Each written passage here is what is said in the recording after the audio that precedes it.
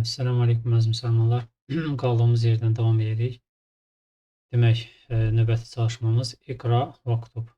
Oxu və yaz. Birinci cümləmiz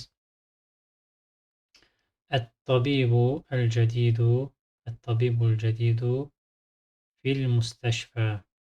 Yeni həkim xəstəxanadadır. Və-tabibul qadimu fil mustavsafi.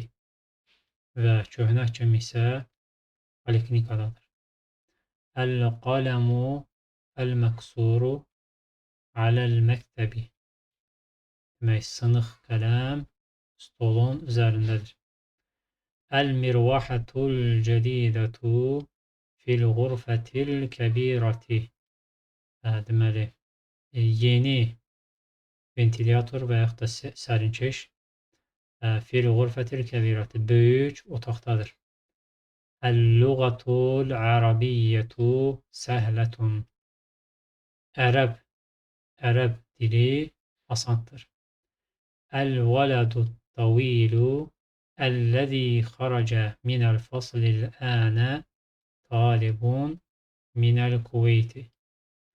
Demək, əvvəlcə hərfi tərcümə edək, sözləri bir-bir, daha sonra yığcam tərcümə edək. Deməli, uşaq, hansı uşaq? Uzun uşaq, hansı ki, çıxdı sinifdən minəl fasli.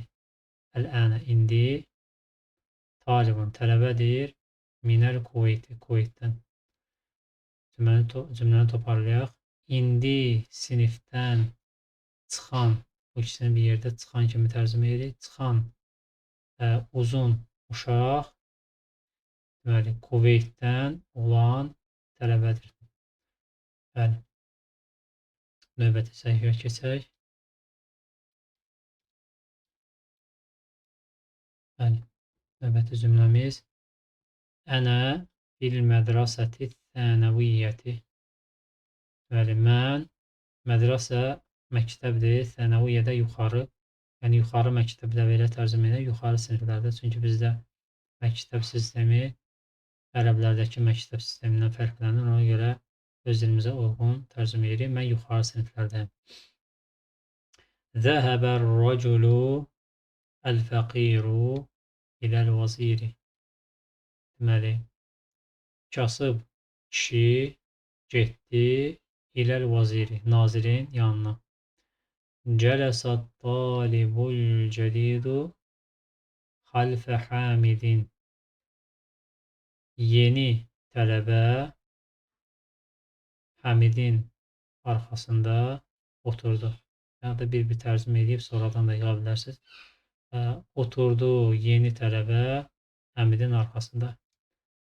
Növbəti, təzə başlayan tələbələr üçün əvvəlcə sözləri bir-bir tərcümə edib, daha sonra öz dilimizə daha, belə deyək, fəsahətli tərcüməyə keçə bilərlər yavaş-yavaş. Bunu mərhələli şəkildə edə bilərlər, çünki tərcümə etmək bir qabiliyyətdir.